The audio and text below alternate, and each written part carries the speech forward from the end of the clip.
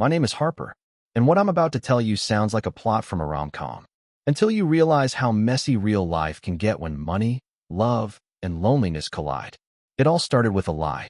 A very well-paid, well-rehearsed, emotionally exhausting lie. I was hired to play someone's girlfriend. Not a call girl, not an escort, just a companion. Someone to sit beside him at family dinners, smile at charity galas, hold his hand in photos. The kind of role you never find on casting websites, because it's never officially advertised. It was all arranged through a discreet service. They didn't use terms like fake girlfriend or emotional actress. They used phrases like social buffer, personal presentation partner, and image management support. But the reality was simpler. Julian needed someone believable, and I needed rent money. We met in the lounge of a private hotel. He was already seated, tall, immaculately dressed in gray, with sharp features and eyes that said he'd seen too much, too soon. He didn't smile when I arrived. He didn't stand. He just looked up at me and said, "You're late, but you look like you can sell a fantasy." I nearly walked out then, but I didn't, because desperation has a way of dulling your pride. Julian Carter was a tech millionaire, or billionaire. No one really knew for sure. His company had something to do with biometric encryption and private defense contracts. He was young, wealthy, and as emotionally distant as a glacier. His reason for hiring someone like me?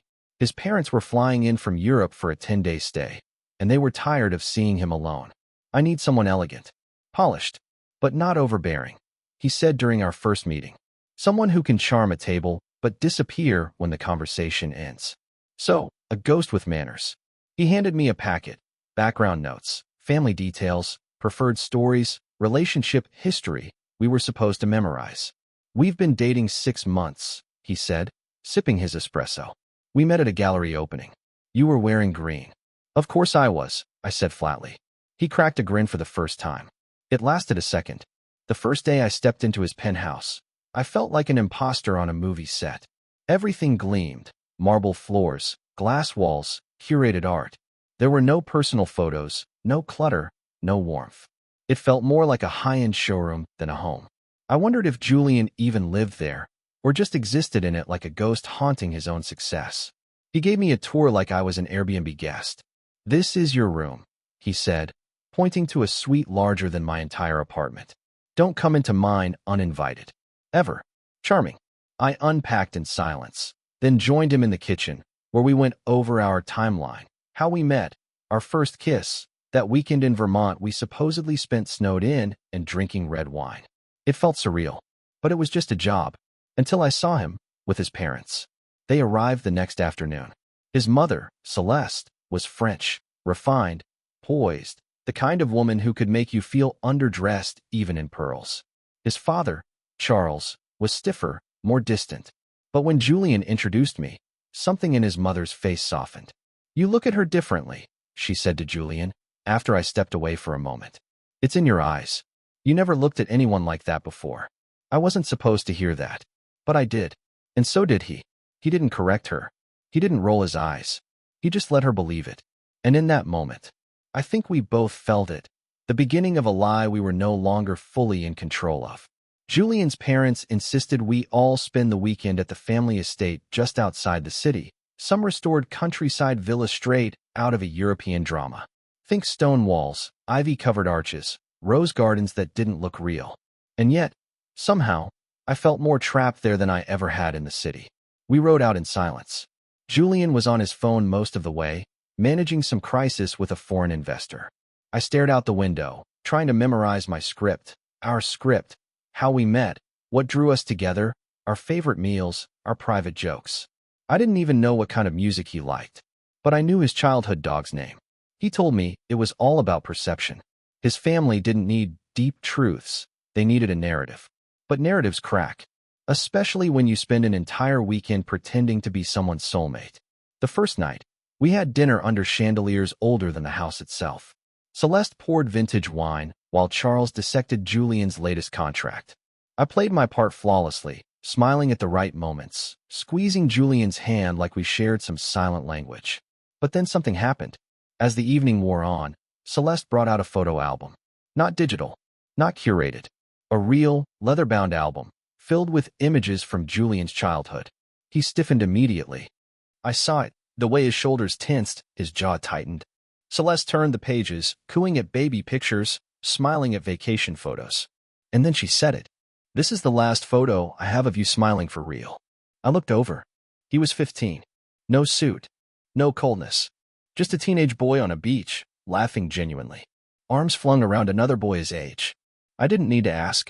I knew that smile didn't exist anymore. Celeste handed the book to me. "Maybe you'll help bring that boy back," she said. Julian didn't speak the rest of the night. Later, as we walked through the garden to get air, I asked him who the other boy in the photo was. He paused, then said, quietly, "My brother." I blinked. He hadn't mentioned a brother. "He died when I was 16. Drowned. It wasn't anyone's fault. But afterward, my parents just stopped being parents. And I stopped being someone worth loving." His voice cracked on the last word. And before I could say anything, he added, "This weekend wasn't supposed to hurt." That night, in front of the fire pit, his mother asked us to take a photo. "You two look beautiful in this light," she said. "Come closer. Like you love each other." It was meant to be simple. A performance. So I leaned in. Julian put his arm around me. I smiled. But then he turned his head and kissed me. Soft. Slow. Lingering. Not on the cheek. Not for show. A real kiss. I didn't pull away. Neither did he. And when the camera clicked, when Celeste laughed and clapped, I realized. This was no longer just a lie. Something had shifted. Julian looked at me afterward like he was trying to figure out who I really was, not as the woman he'd hired, but as the person beneath the performance. And the worst part? I wanted him to see me. I wanted that kiss to mean something, even though I knew it couldn't. After that kiss, nothing felt the same. Back in the city, the penthouse felt different, not just physically, but emotionally. The space between us wasn't as cold. The silences weren't as sharp, but they were still there. I caught Julian watching me sometimes. Like he wanted to say something but didn't know how. Like words had betrayed him once, and he didn't want to give them another chance. I didn't press dot. Not yet. I told myself it was still just a job. That whatever we felt in that kiss, the warmth, the electricity, the realness, was a side effect of the performance. An accident of proximity. But deep down, I knew I was lying to myself. Because every time he brushed past me in the kitchen, every time he handed me a coffee and our fingers touched for half a second too long, I felt something stir. Something dangerous. Something real. It was a Tuesday afternoon when I found the letter. I wasn't snooping. I was looking for printer paper in his office, trying to run a mock-up for a fake thank you note to his mother. The drawer stuck, and when I forced it open, it jerked, and a folder fell out. It wasn't labeled, but inside were documents. Legal ones. A lawsuit. A non-disclosure agreement. An old news clipping. I froze. The headline read, "Carter Technologies sued over discrimination allegations by former employee." Julian's name was all over it. Accusations of emotional manipulation, harassment, abuse of power. The date. 3 years ago. Before I could finish reading, I heard his voice behind me. "What are you doing in here?" I turned. He was standing in the doorway, face unreadable. Cold, but not angry. Just hollow. "I was looking for printer paper," I said, carefully. "This fell." He didn't move. Didn't blink. Then, finally, he walked over, picked up the folder, and dropped it back into the drawer without a word. But I couldn't let it go. "Is it true?" I asked. He let out a long breath, closed the drawer, then sat down on the edge of the desk. "I never touched her," he said. "Never said a word that wasn't professional. But when you're in power, perception is everything." I waited. She was ambitious. Brilliant. But she wanted things I couldn't give. When I said no, she retaliated. Filed a lawsuit. The press ran with it. My board turned on me. I paid her to go away. "So it was fake?" I asked. His voice dropped. "Not entirely. I was cruel. Distant. I treated people like numbers. I deserved a lot of what I got." He looked at me then, really looked at me. "You don't know who you're pretending to love." My heart thudded. Because in that moment, I realized he didn't know either. That night, I couldn't sleep. I lay in the guest bed, staring at the ceiling, thinking about how complicated people really are. How someone could be wounded and wounding at the same time. Julian had hired me to protect his image. But he didn't need protection from his family. He needed it from himself. And the worst part? I wasn't sure I could keep playing the role. Because it wasn't a role anymore. And if I wasn't careful, I'd lose myself in him. The following days passed in a strange sort of quiet. Julian didn't bring up the letter again. He didn't apologize. He didn't explain. But he started showing up, not in grand ways. In small, almost invisible gestures. He began making us breakfast, nothing fancy, just eggs and toast, sometimes with strong black coffee and a barely there smile. He asked me questions about my life, my real life, my family, my childhood, the college degree I never finished. I told him I wanted to be a writer once. He said, "You still can be." It was the first time anyone had said that to me in years, not like a joke, not like a fairy tale, but like a fact. Like it was still allowed. One night, I came home to find the lights off in the penthouse. The only sound was music, soft, slow jazz drifting from the speakers. I followed the sound to the terrace and found Julian there, sitting alone with 2 glasses of wine and a look on his face I hadn't seen before. It was vulnerability. Raw, unguarded, terrifying. He motioned for me to sit. I did. And for a long time, neither of us said anything. Then finally, he spoke. "When my brother died, my mother told me it should have been me." The words hit like a freight train. I froze. "She didn't mean it," he added quickly. "At least, I don't think she did." But I believed her. I spent years believing I didn't deserve anything. Not love. Not forgiveness. Not a second chance. I didn't know what to say. So I didn't say anything. I just reached out, slowly, and held his hand. And for the first time, Julian didn't pull away. That night, he didn't sleep in his own room. We didn't do anything. No grand romance. No scripted passion. He just laid beside me, fully clothed, and let his walls crumble. He was quiet for hours, then whispered into the dark. "I didn't hire you to play my girlfriend. I hired you because I thought love could be bought. That if I paid enough, someone would finally stay." I swallowed hard. "Is that still what you think?" He turned toward me, eyes open, voice steady. "No, not anymore." The next morning, everything should have felt different. But reality has a way of knocking the wind out of you. Because waiting for me in the lobby that day was her. Mira, the woman from the lawsuit. Older now. Sharper. Colder. She introduced herself like we were old friends.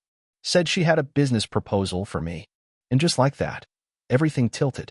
Over coffee, Mira laid it out. She had tracked me. Knew who I was. Knew I was the girl Julian paid. And she had one simple offer. "Tell your story. The real one. I'll pay you double whatever he's giving you now. Think of it as justice. Or survival." I felt sick. Because part of me, the broke, tired, cynical part, thought about it. But the rest of me? The part that saw Julian for who he really was, not just the billionaire, but the boy left behind, knew that what we had wasn't just an arrangement anymore. It was becoming something. And selling him out now would mean selling out myself, too. I didn't take Myra's offer. I didn't need time to think about it. I just walked away.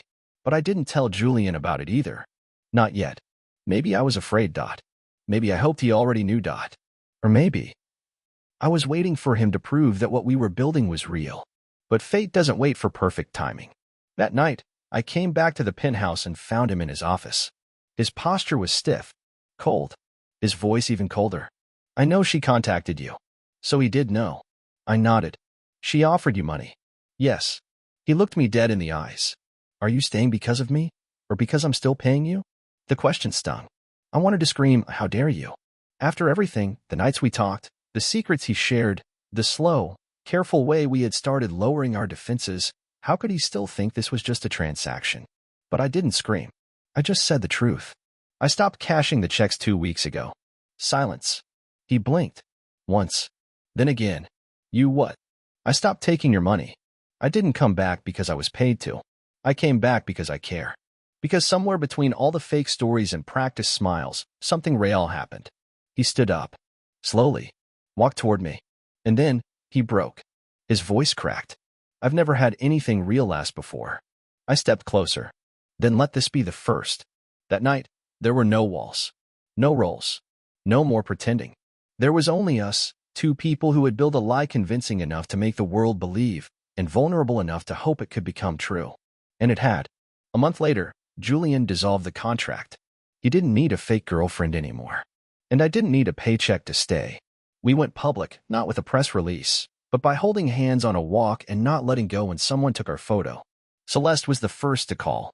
She cried. Said she always knew there was something real there. I eventually got my own place, smaller, cozier, but mine. Julian visits often, sometimes with groceries, sometimes with silence, sometimes just to read on my couch while I write again. Yes, right? He gave me that back. He didn't fix me. He just made it safe for me to heal. People think love comes with fireworks and fairy tale endings. But sometimes, love starts with a lie and ends with the truth. And if you're lucky, it gives you a story worth living, even if it never started the way it was supposed to.